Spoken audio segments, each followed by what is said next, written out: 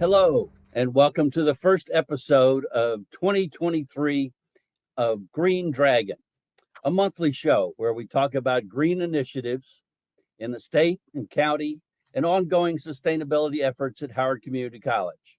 Also, ideas and ways for you to be more sustainable at home. I'm Bob Marietta, HCC's Environmental Health and Safety Supervisor, and I thank you for being with me today. The start of the new year usually fills us with energy to improve things we wish we could be better at. And this 2023, I'd like to invite you to include in your resolutions being more environmentally conscious and taking steps towards a healthier and more sustainable life. And to talk about efforts this county is doing to be more energy efficient and things you can implement at home and at work, I've invited Howard County Government Energy Manager Leah Miller, a sustainability and environmental expert with 20 years of experience as a community volunteer and a Howard County resident for over 10 years. So Leah, what was it that brought you to Howard County? Well, I moved to Howard County about 10 years ago, and I would say what brought me here was actually the parks and landscapes. When we were looking at houses, my house is actually fronts the Middle Patuxent River, and we were taking a little walk by the park there, and I started crying, and my husband said, "I guess this is the house," and it had nothing to do with the house. And I was working in Montgomery County at the time and had a pretty lengthy commute. And so when an opportunity came to work for Howard County government in the Office of Community Sustainability, I jumped at the chance and love the fact that I can work right here in my own community and see the results of the work every day all around me. So I love that. It really is an amazing place to live. So could you tell us a little bit about what your responsibilities are as the Howard County Government Energy Manager? Yes, absolutely. So I work on both energy and climate related policy, helping to make policies for the county that are sustainable and environmentally friendly. And we also work on things like our climate action plan, which we're in the process of updating now. And in addition to the policy work, we also do a lot of work across all the different departments of the county and also with different partners outside of the county.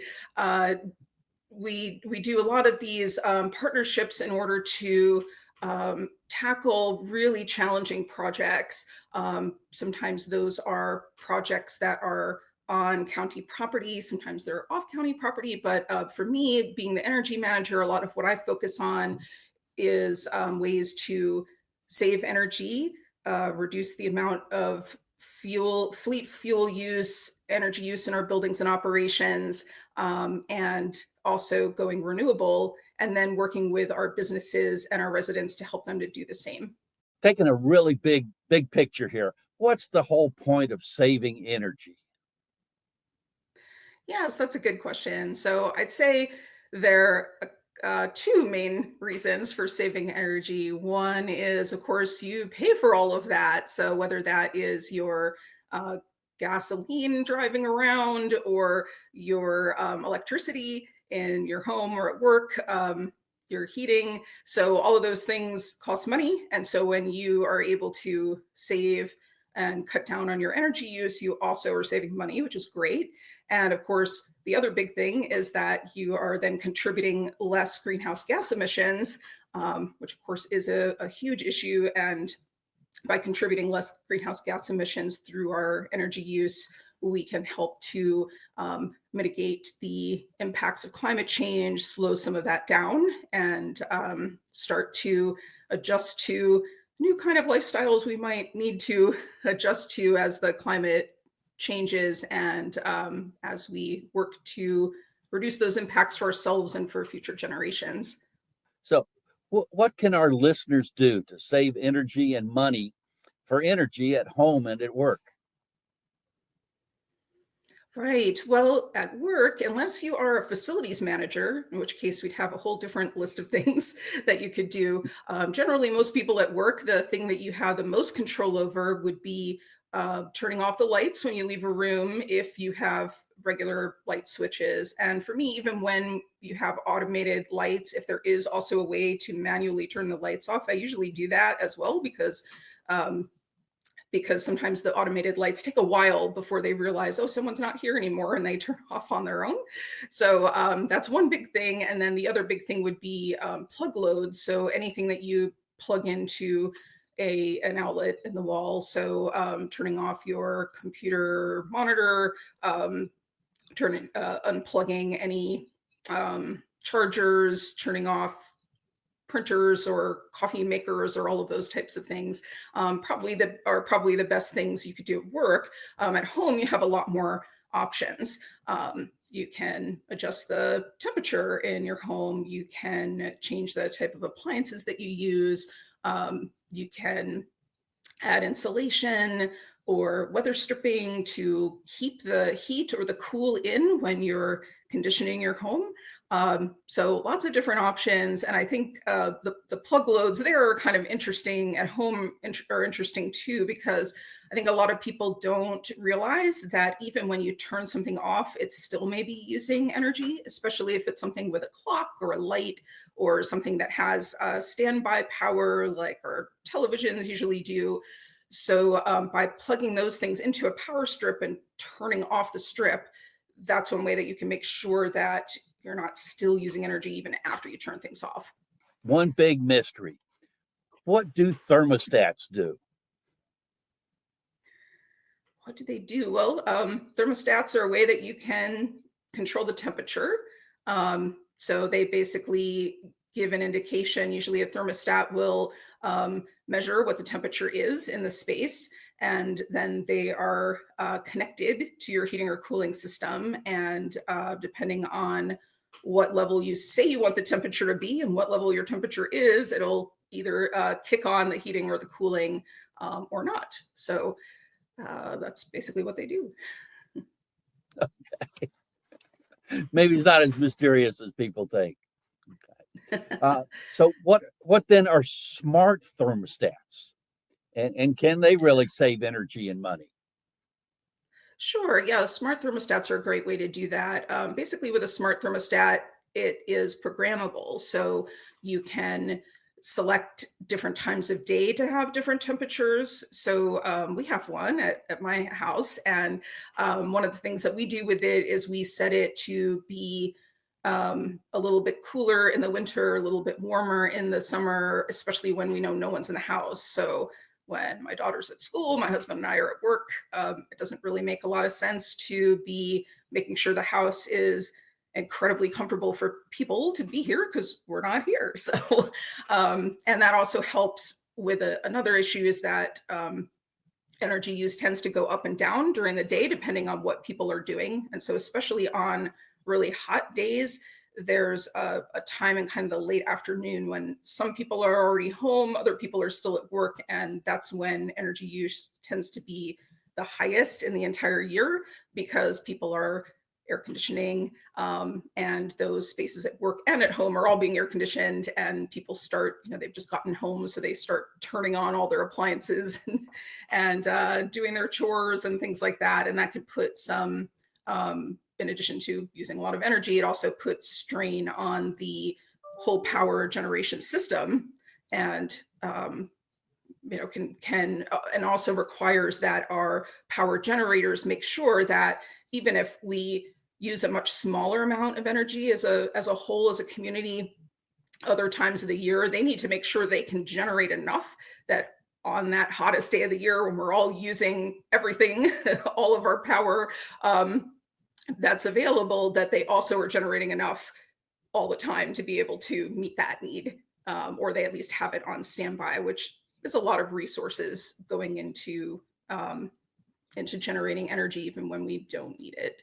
So, but yeah, smart thermostats, I think that's what we were talking about, is a way that you can program the temperature. And there are also some ways that working with your utility, you might be able to, using a smart thermostat and working with your electric utility, sign up for a program with them, that when there are some of those really hot days, really high energy demand days, that you might give them permission to change the temperature in your house just a little bit, not enough to make you uncomfortable, but a little bit so that they can ease off on the power usage of the whole community, and make sure that we don't get brownouts or blackouts because everybody's using their power at once. And you And usually, I if you assume they participate in a give you program like some, that, yeah, they oh, give you sorry, some you money save savings money when you too. do that, right? Yeah. That's right. Yes. So what's this business about Energy Star appliances? What are they?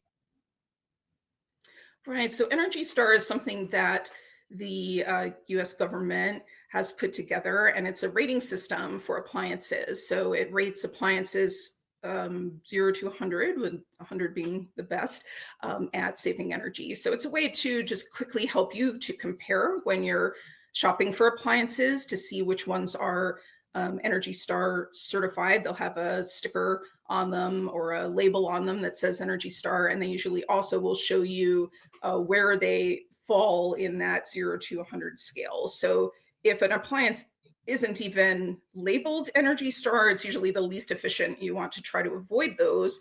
And then with the Energy Star certified, you can compare, between them, how efficient they are. And again, that's also a super easy way to save money. We aren't saying that you need to rush out and buy all new appliances, because not everyone can do that, and it's not necessarily a good use of resources either, because it might create waste from your old appliances. But if you are replacing something, replacing it with the most energy efficient and water efficient appliances that you can, is a super easy way to save energy, because you can do the same exact things you were doing, washing your dishes, cooking, refrigerating your food, all of those things. But those appliances are designed to use less energy than you were using before doing the same tasks. So what's different about the heating and cooling systems in most of our homes compared to the places where we work? Well, I feel like you could actually answer this question since I know you work on facilities at Howard Community College. But I think the the main difference is that a home system is going to be smaller, of course, and so it's going to be more simple, and a little bit easier to maintain and to make changes to. I don't directly manage facilities, but I do work with some of our facilities managers, and so I know a little bit about this, but not a ton. But from what I understand, with a larger building, you may have multiple boilers or multiple chillers. You may have just a lot of different systems and fans and various things that pump the air into the various parts of the building. And because you have so much equipment, and it's so big and it's such a complicated system, a lot of things can go wrong with that, and can get out of whack. So there are some programs that, again, our utilities actually help businesses with, and cover some of the costs of this. And this is something that Howard County government is doing in some of our buildings. It has a really complicated sounding name, retro commissioning, but it's basically just tuning up the building's heating and cooling systems. And so it involves kind of going around and looking at all of those fans and those motors and the chillers and the thermostats, and making sure that each of those pieces is working properly, and making some adjustments to the way those things work together and are programmed together in order to keep people in the building comfortable while being as energy efficient as possible.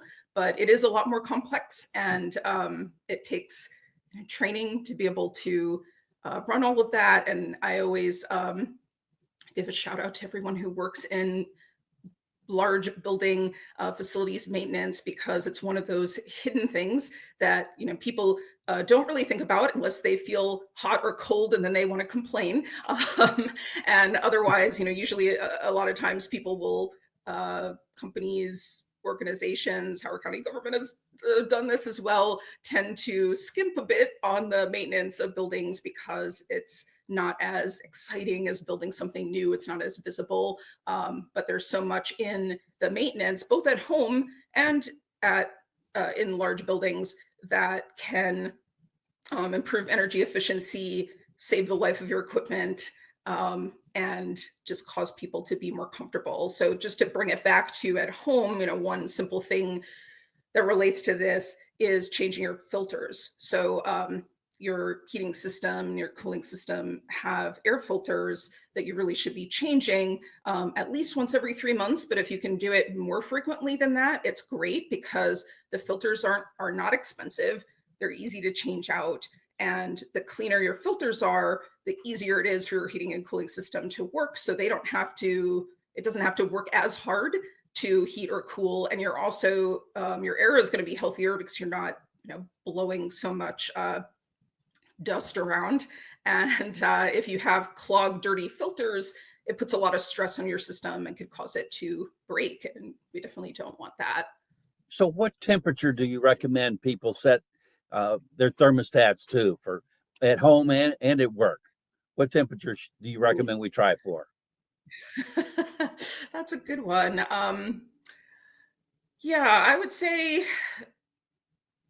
I feel a little out of my element recommending this because I just haven't thought about it recently. But I would say typically in winter time, you wouldn't want to go above 70. If you could do 68, or even a degree or two lower than that, if you're comfortable with that. That's certainly good for energy savings. I'm thinking about at home now. And it's also, a lot of people find it more comfortable to sleep when the temperature is a little bit cooler, even if you're getting under blankets. Studies have shown that it's actually healthier to do that.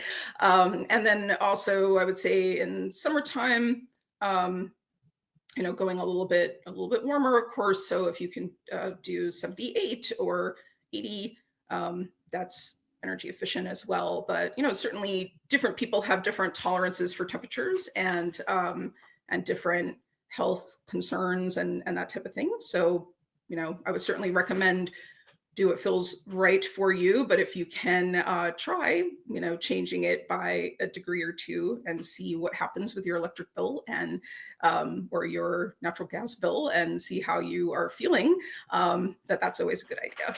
What does saving water have to do with saving electricity or saving energy? Aren't they Yes, totally different?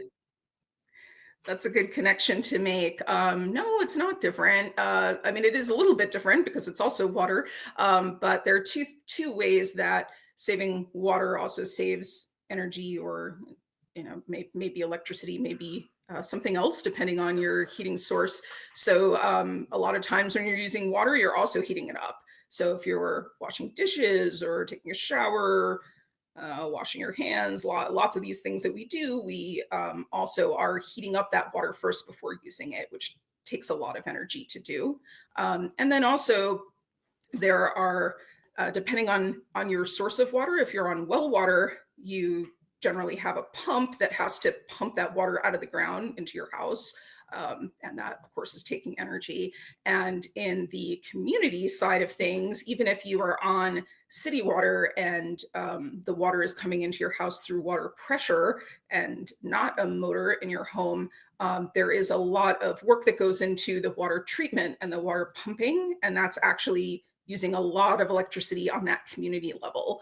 So that's one of the biggest electricity users in the county, is our water reclamation plant that treats the water after it's been used in our homes and goes down the drains.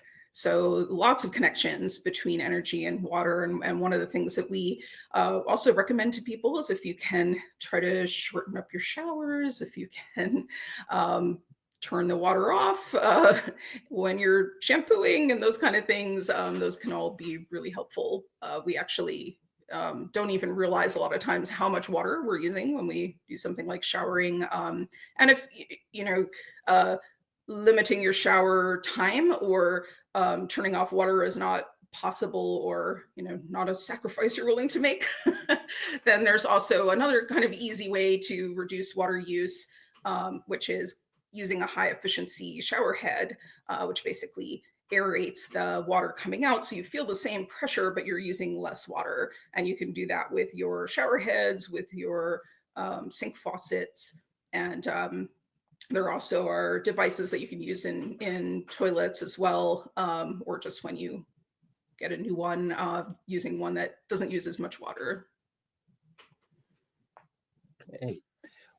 What makes energy renewable? Right. So renewable energy would be energy that gets its source from a renewable resource. And that would include things like solar power, getting the energy from the sun, which is um, always there, even on cloudy days, and wind energy, which it depends a little bit on your location about how much wind you get on a regular basis. So there are definitely some places in the country and in the world that get more wind on a regular basis and are really good for wind energy. Those are the two that are the most that are considered the most eco-friendly, that don't have as big a footprint on things. There are some other renewable sources that people debate about their environmental friendliness, like hydropower using water, and um, biogas, which is getting gas from waste products, organic waste, and things like that. Um, but yeah, I mean, basically the difference between the renewable and the not renewable or fossil fuels that you sometimes hear about is that those other sources, the non-renewable sources, are coming from things that we're digging up out of the ground, usually, or gases we're forcing out of the ground, and there is a limited supply of those, and we cannot make more of them, or it would take way more energy to make more of them than it would be, makes it not worthwhile to do it. So for the most part, those are resources that are in the process of running out and will run out at some point. So the more we can do to move away from those and go to renewables, it's certainly better from a greenhouse gas emissions reduction perspective, but it's also important too, because at some point those other sources won't be around anymore, and we need to make that transition. So lots of us are talking about solar power now and getting solar panels. What options do people have to get solar panels on their homes? Sure. Yeah, there are a couple of different options for that. If you own your own home and you have a roof that does get sun, especially if it has southern sun exposure, that's probably the ideal situation. And you have some different options where you can outright buy the system and pay to have it installed, and then when you use that electricity, you don't pay anything for that electricity, but that does require a lot of upfront investment. Some people reduce that price by buying through a solar co-op, and we do have a solar co-op here in Howard County, and that basically involves a nonprofit organization, or the co-op itself vets different companies, finds a company that they're comfortable with, and then negotiates a lower price from that company for installing panels for people who join the co-op. So that's another option. There are also a lot of companies that are happy to install the panels on your roof, and they would own the panels and they maintain the panels, and then you pay that company for your electricity, and you usually do save some money off of what you would have been paying to the utility. So that's a good option for a lot of people who don't have that upfront money to invest. And there are also options to lease the panels from a company, so you don't own them outright, and it again reduces the cost. But thankfully, there also are options, even if you don't own your own home. If you're renting, you're in an apartment, or say you own your home, but you have a shaded roof, or you don't have a good southern exposure on your roof, and it doesn't make a lot of sense to put solar panels there, you also can join into community solar project, where solar is a larger solar project is built somewhere else in the utility region. So say for BGE, if that's your utility, anywhere where people get their power from BGE, this project could be located, and you pay that company for your power. And usually for community solar, you buy into it ahead of time. So you sign a contract. It might be, a short-term contract, but you sign a contract saying that you will buy the power, and that usually helps the company to be able to build a solar project in the first place. But it allows you to get the benefits of having a reduced price for your power. Great. So what do we mean when we talk about electrification? Yeah, so electrification basically means switching over. It's usually sources of heating, sometimes cooking, anything that's using either natural gas, heating oil, or any sort of fossil fuels that are burning on site. So when you have a natural gas boiler, it's burning the natural gas right there in your home. The uh, smoke and emissions are coming out right there at your home or your business. So electrification is a movement to try to reduce that and move all of our appliances, heating, cooking, or as much of it as possible to electric sources, so that it's electricity providing that source rather than burning fossil fuels on site. And a lot of the reason behind that is that the utility grid as a whole is getting cleaner. Especially here in Maryland, we have some regulations about how much power needs to be generated from renewables, and that's going up and up. We used to get a lot of our electricity power generated from natural gas and coal, and that's going down quite a bit in percentages. So the idea is, that would be an easier transition to make, and a lot of these boilers and other things that use natural gas are not electric. They may have a lifespan of 20 years, 30 years. So trying to make those changes now as people are replacing their equipment is a really good thing for setting us up for the future and reducing greenhouse gas emissions, especially because natural gas, for example, is a very powerful. It creates a lot of greenhouse gas emissions. It creates 80 times the emissions.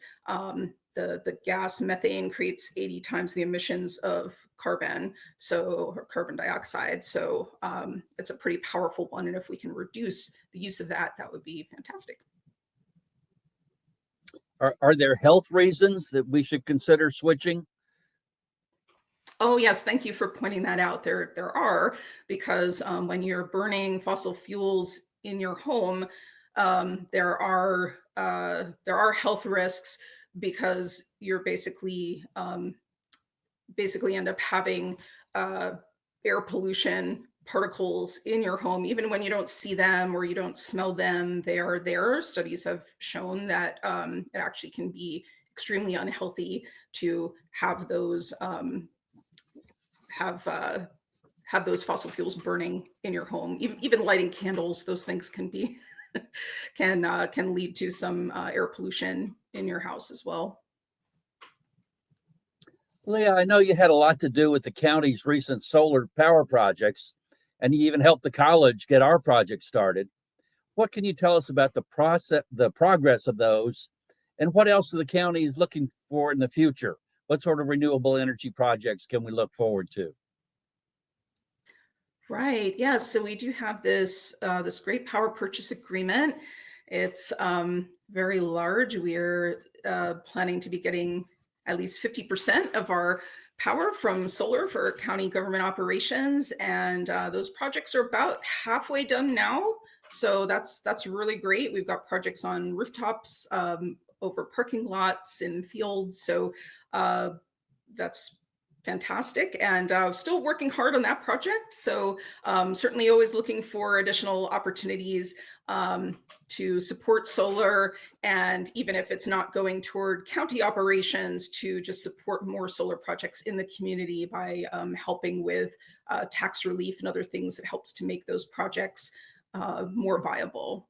Thank you, Leah, for joining me and for all the work you are doing to make our county energy efficient.